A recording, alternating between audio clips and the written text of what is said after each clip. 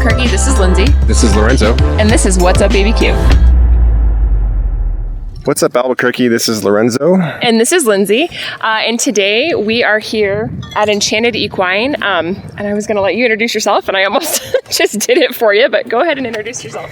Hi, I'm Kendra Loring. I'm the owner and riding instructor at Enchanted Equine Adventures in the beautiful South Valley of Albuquerque. So you're going to hear a lot of horse noises, which is really exciting because we're surrounded by horses, all of which are really, really sweet. We're getting to meet them, firsthand and kind of learn a little bit about their stories. So tell us how you kind of got started doing what you do. Well, take us back. My parents would say it started when I was 3 and I first saw a horse. I grew up on Cape Cod. Oh, wow. And far, far away from here.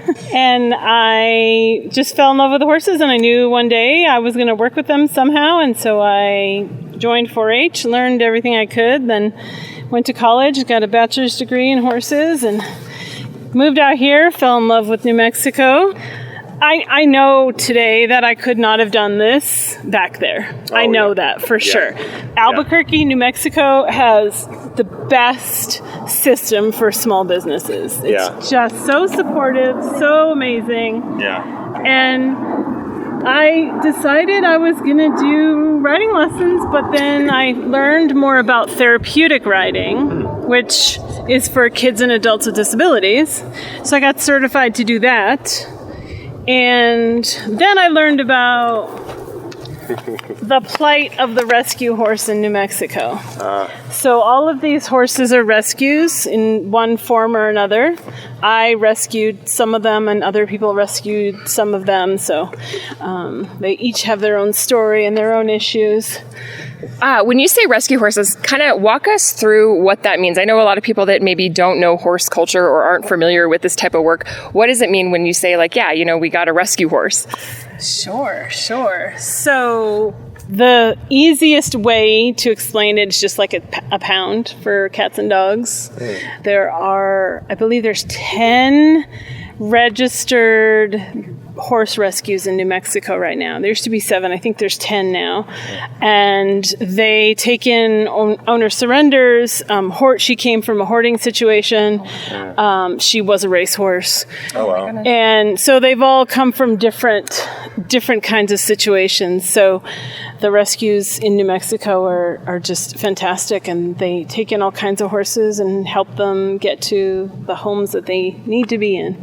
Yeah. So when somebody maybe surrenders a horse or you rescue a horse from a hoarding situation, is there a process that you have to go through to kind of get the horse acclimated, find out what their personality's like, and sort of get them used to a different situation? How does that work? Definitely. And the rescue does a lot of that work for you ahead of time, if they're a good, reputable rescue. Walking in Circles is where she came from, and they're amazing. They're fantastic people. And so they did a lot of work ahead of time. And then I went there and said, this is what I'm going to do. This is where I'm going to do it. This is what I need. What do you got? Mm-hmm. And so I had an idea of what I thought I wanted. And then when I got there, she would follow me around.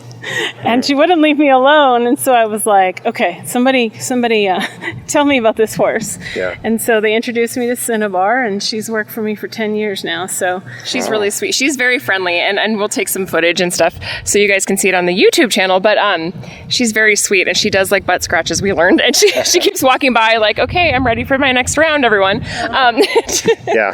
So that's kind of interesting when you said that. My uncle and aunt up in Espanola, they bred, or I don't know if they bred horses, but they had horses, and that was one thing they told me as a little kid, and it never left me. Is you stay away from the back part, because and when you said that, I was like, oh, that's interesting. This one is friendly enough where that's okay, I guess. Yes, so. And there's a big difference between a horse kicking a human and a horse kicking another horse. Oh, yeah. Because they're happy to kick each other. Oh, yeah. Sounds like our kids. It's like a sibling kind of... Yes. But they don't kick people. Yeah. They're not, most horses who kick at people are in pain. Gotcha. So these guys get regular chiropractic visits, vet visits, they get KT tape, they get massage, they get all kinds of stuff. So they're happy. The whole treatment. So yes. So when somebody is coming for horse therapy. What is something you look for in a successful relationship with the horse and then the person receiving the therapy? Okay, so first thing I do is I get calls like that all the time, and I say, I'm not a therapist. Let's make this clear. There's no therapy actually happening here.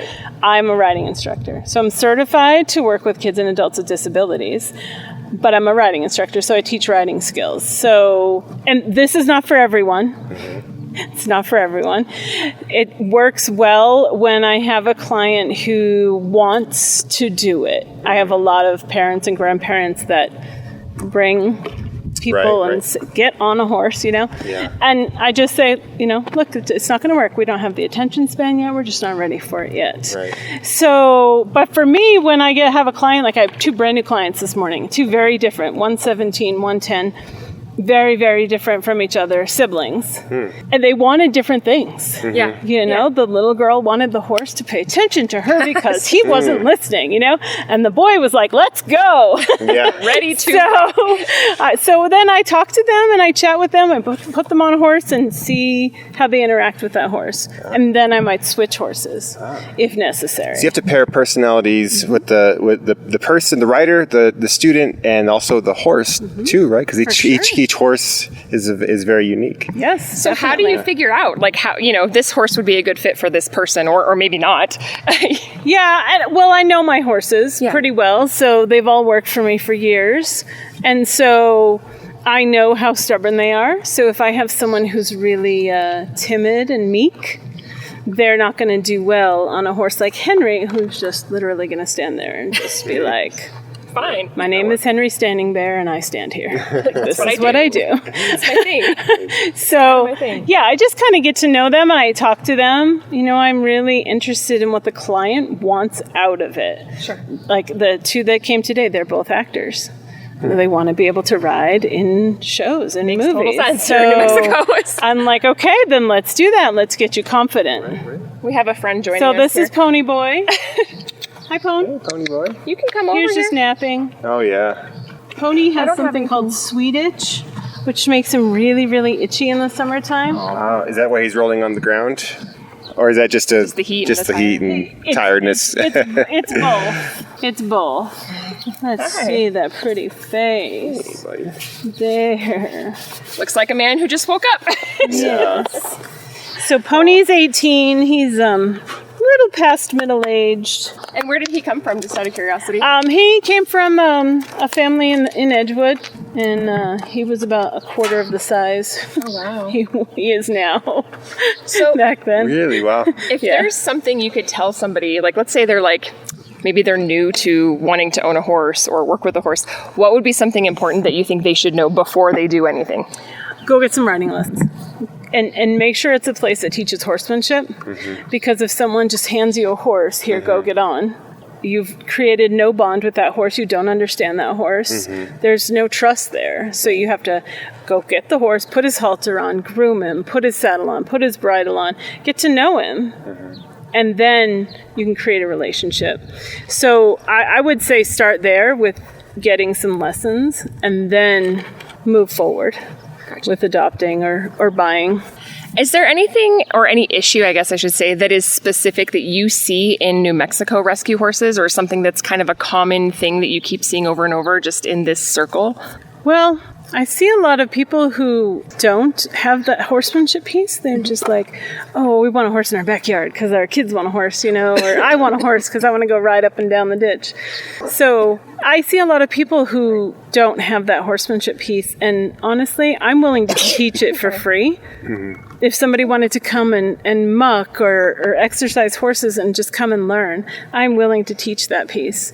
So I feel like horse owners, if they don't have a clue how a saddle fits or what a colicking horse looks like, go do some volunteer hours at a therapeutic riding center and learn those things.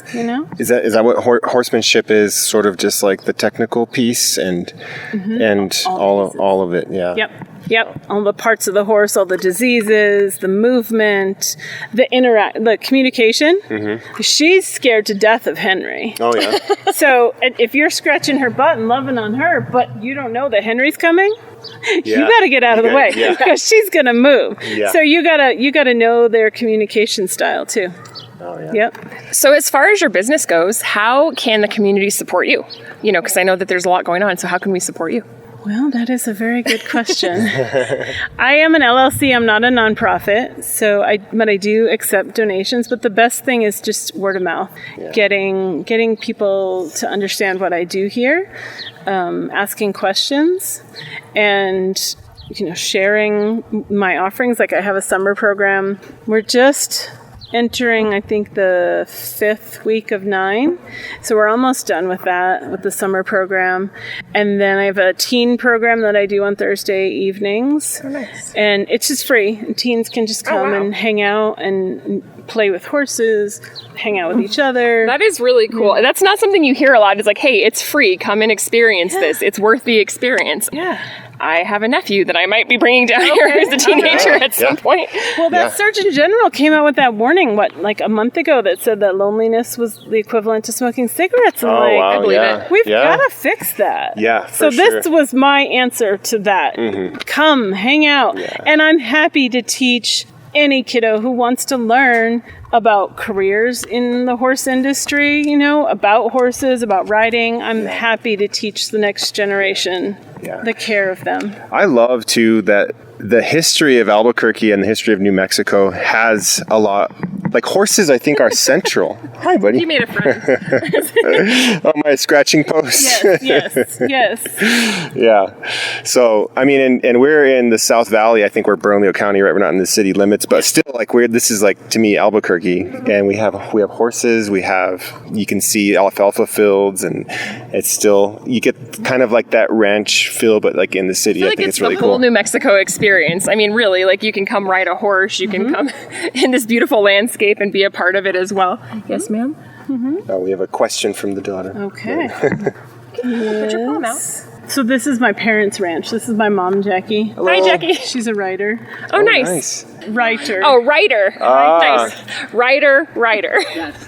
I love it. Gotcha. Writers of all kinds. We just actually published a screenplay together. Oh, wow. Yeah, we just put it on Amazon. Oh, that's cool. awesome. Yeah. What's it called, if I can ask? Noelle? And Bridge to Socorro. Technically Working two with of a them. native group to enhance the male character in Bridge to Socorro. Oh, wow. That's so cool. I feel like New Mexico, and I say this all the time. I say it all the time, but I just have to say it again, I guess. I feel like New Mexico is like ripe for creativity in so many different ways. I mean, there's a reason Georgia O'Keeffe came here. There's a reason people came here to do creative things, and it's because of the landscape. It's because we have all of this space to just kind of create and see what happes. And it's just really cool when you hear about, somebody's primary project where it's like, I have like a equine therapy situation, but also, I happen to write a screenplay. Like, I think that's so cool. Yeah. That's why people are leaving LA. It's not friendly for children anymore. Families growing up, and there's so much room here, and everything is less expensive. So a lot of we have Sony, we have Paramount, we have Netflix, they're moving here because they can do a better job living and go back and forth to LA if they need to, but they're moving their families to Santa Fe, and It's true. Yeah, we've seen a lot of growth in the last 10 years. I was going to ask you, I guess, how long have you been here in the South Valley, and what have you seen change in the last couple years? So we've been here for 10 years. We moved here from Cape Cod. Kendra and her sister were here, and this was the best place to come. I was writing movies and writing books, but I couldn't get anybody to make film with me. So one of the first movies that I co-wrote was made here. And one of Kendra's horses was actually the star. Oh, yeah. So, yep, Sir Asheron's party. Was it one that's here now, or was it? So what have I seen change? Not much in the South Valley. Some places got water that hadn't had it, but no, I don't think much has changed in the South Valley. They're primarily bigger pieces of property, and everybody owns a horse, and everybody has 2 dogs, and it's an incredibly friendly place. Kendra's, she can go next door to that house and say, I need something, and the guy will be over in 10 minutes. So we like it a lot. I've always liked the South Valley. It's sprawling like a lands different and world. I feel like you got in the- a good way. yeah. You know, you get away from the city noise and the extra stuff, and it's just so peaceful. My brother actually, who used to be one of the hosts of this podcast, and till he moved to Missouri. Hello, Ryan. Lived down here, and so I used to just like to come and sit on his porch, even because it's just so peaceful and quiet. You know, beautiful. When we bought this house and I got involved with the film community, they would say, "Where do you live?" And I'd say, "Well, we bought a ranch in the South Valley," and people would say, "On purpose." And then, Absolutely. and then my friends come and visit some of the women's groups I belong, and they've never been to the South Valley. They've never been from the mountains down here to this part, and then they just, like you say, they just want to sit on the porch and stay for the rest of the day. Oh yeah, especially those evenings. Like I lived in the South Valley a while back too, and we had this huge cottonwood tree. It was just I don't know. I had Like this history I had growing this in your yard. yeah this claim that was not founded in fact, but I claimed that it was the largest cottonwood in the South Valley. Only But until you're proven wrong. yeah, but To see what a beautiful tree it is. oh yeah, Oh my gosh, like right now, the flowers, yeah, yeah, there are Yeah. wonderful trees here. yeah. So, what's the one that's out front, Kendra? The desert willow. Desert willow, I think, has become my favorite tree. That's a pretty tree. It's so interesting to me when we talk to people from other places, and I always ask the question, you know, other than cost of living, you know, what specifically made you fall in love with New Mexico? Because there's so many different things and so many different reasons, I think, to fall in love with New Mexico, and everybody always has their own reason, you know, and I love to hear other people's reasons. You know, it's funny because like I grew up in Portland, Oregon, like worlds away from New Mexico. Yeah. Well, my parents took me here kicking and screaming, and I stayed and came back, and you know, it's so funny because, you know, oh, hi. Well, hello there. Now you're the scratching I'm the post. scratching post. I'll be the scratching post. That's all right. Well, Kendra came here just for this opportunity with her college, and she got off at the train station, and she called me up and she said, "Mom, I'm never coming home." And I was Better like, come see me. "What?" She said, I found where my heart is. Oh, wow. And it was like, well, I guess your father, this was 20. How many years have you been? 1994. Yeah, Oh, wow. Okay. 1994. We really never So think you're we really would a New be here, Mexican but now. I mean, Yeah, if we're being yeah, honest, yeah. you're a New Mexican at this point. yeah. So she was right. We visited many times, and then we sold our house on the Cape. We have 5 kids. None of them were coming home. Oh, yeah. So we came here to visit, and we came the day Balloon Fiesta ended that year, and by November 29th, we had put our name on a house. Wow. It's October '94. October, November. Yeah. That's impressive. so- Do you have a favorite place to go riding in New Mexico? I mean, you? I love Taos. I love the Bosque when there's no bugs. Yeah. But yeah, riding by the river is pretty amazing. Riding in Ruidoso. Oh, yeah. That's where we went for our honeymoon. It's amazing there. Yeah, Ruidoso is Yeah. really pretty. Yeah. That's You great. have how many horses? So we have 3 riding horses, Oh, we're going this way. 1 retired horse, and 1 non-riding horse. We're in the market for another horse. And who how is many rideable. horses, or I almost said how many beds do you have? Golly. That's how you know you work in social services. How many beds do you have? How many horses are you able to... Oh, it's okay. Just stand up. She wanted to come hang out with you. She's like, "What you doing over there? Can I help?" Oh, Thank you for letting us bring our kids today, too. I know we don't usually bring our kids on recordings, but this has been a really cool experience because we thought, you know what, they would really enjoy that. And You said you're in social service? case management. Because we're a long-term foster family. Oh, no way. That's On awesome. the Cape, yeah. Oh, that's wonderful. And And dozens of boys, teenage and that is boys. a huge need. I mean, especially Yeah. I think in here, well, anywhere really, but How do the horses? How do they deal with the weather in New Mexico? They seem pretty used to all types of weather, right? Yeah. yeah, they don't really mind. They don't mind at all. No. Huh. They get wet, and then they roll, and then the sand acts as a sunscreen. She and Clifford will both put their feet in the water and splash. Yeah. To get Cool. to get wet. To get wet. And then go roll, Nice. Nice. which is lovely. Then mud I bath. have to clean the waters every couple of days because they're filthy. Yes. Yep. So, and this is completely an amateur question because I don't take care of horses every day. What is the basic routine daily? Like, what do you have to do? If you have a horse, what are the things you have to do every day to take care of a horse? Well, horses in the wild eat like 24/7. They also move like 15 miles a day. So I tried to create an environment where it's as natural as possible. They live together, which can result in some injuries occasionally when they do fight, but feeding them, I feed them in hay nets so they eat slower. So they eat mostly all day long, all night long. So, and then especially the older horses get supplements for their injuries or arthritis. He had ulcers, so they get all those kinds of medications at night. I don't know much about, like basic care and maintenance of a horse. Yeah. And there's a lot to it, I'm sure. I know. Oh, yeah, it's a lot of work. It sure is. They break everything. So constantly repairing things. Tell us again kind of where you're located, what your hours are for your business, and just any general information somebody might want to know if they're interested in getting a hold of you, kind of looking you up, and then maybe your social media. I know that's how we connected was Instagram. Yeah. Social media is Enchanted Equine NM, I think, on Instagram and Facebook. And those are the only two I can handle, so that's all I do. And we'll make sure to link on the... Yeah, we'll link it on the show notes too. And so I people have a can get hold of you. YouTube, but the YouTube is just instructional videos, like horse welfare kind of stuff. Oh, okay. Nice. So I do therapeutic riding, horsemanship classes, and riding lessons.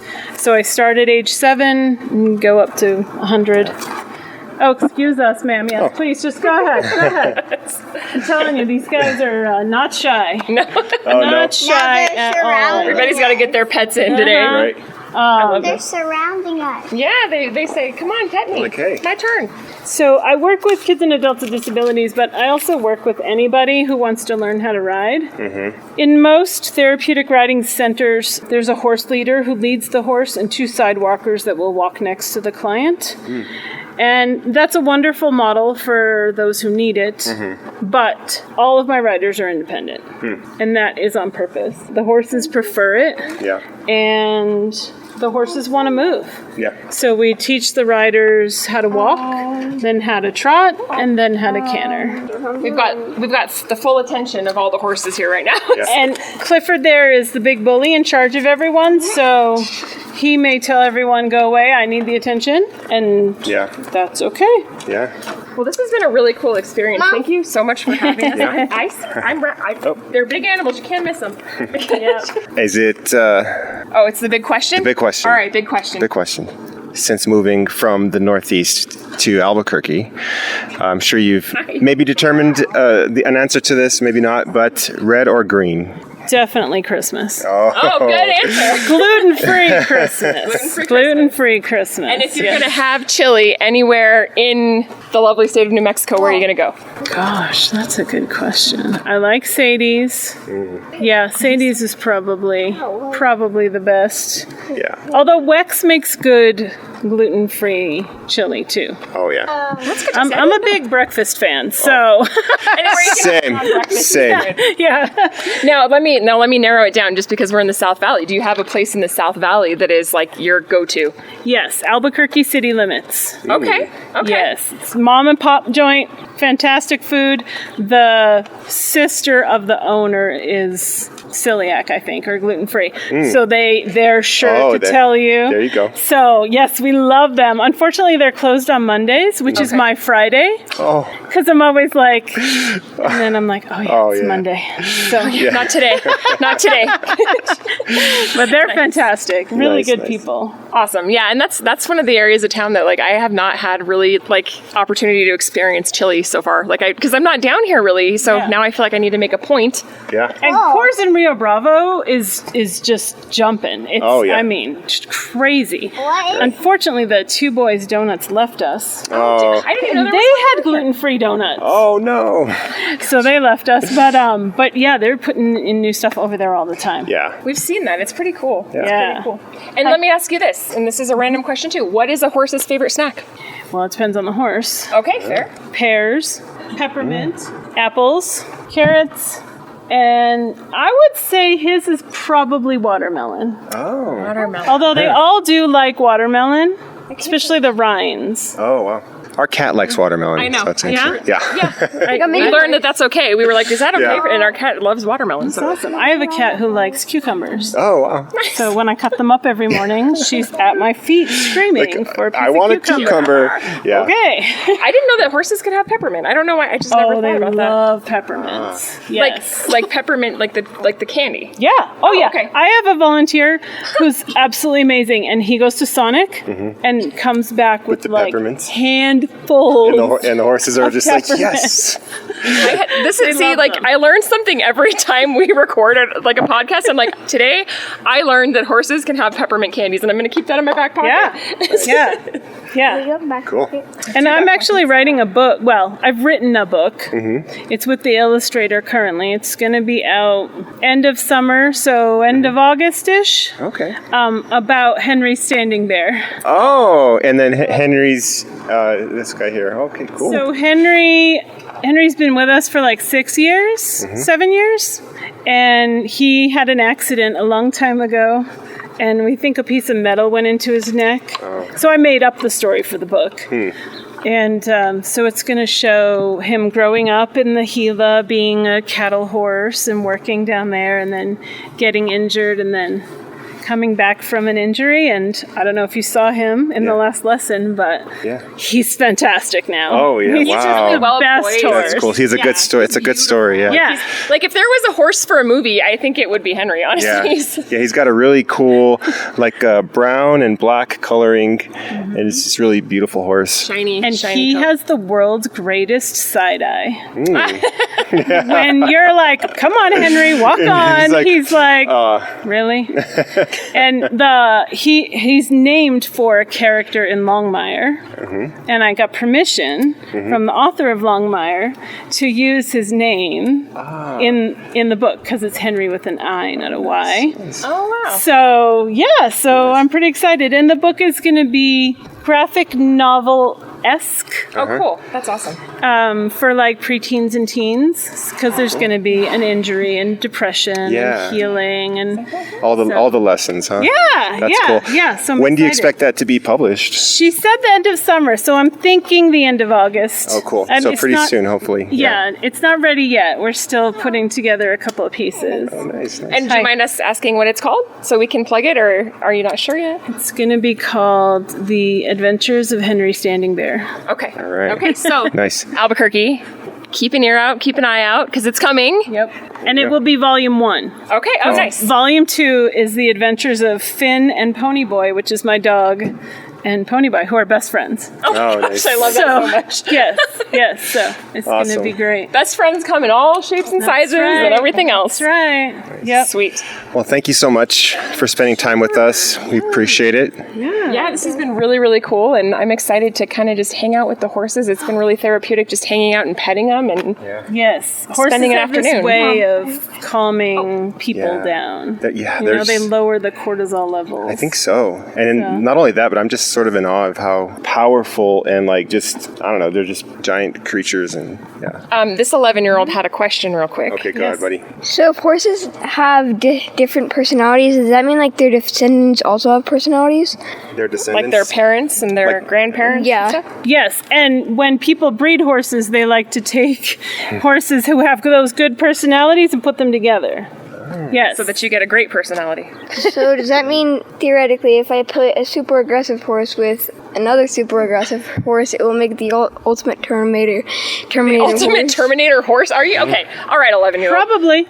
Yeah. Probably. Yeah, Yeah. if you want a really, Yeah. really aggressive horse, yeah. Yeah. We're also Yeah. going to be giving you ideas for your next book. You can call it Terminator Horse. Terminator horse, yeah.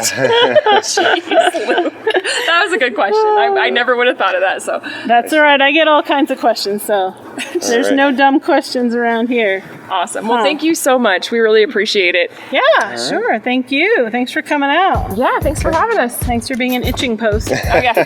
Anytime. What's Up ABQ is back. We have more interviews with lovers, creators, doers, and dreamers of ABQ and beyond. In the meantime, follow us on Instagram and send us a message if you or somebody you know is interested in an interview. And as always, we support ABQ locals free of charge. We love you, ABQ. It's good to be back, and we'll be telling you soon what's up, ABQ.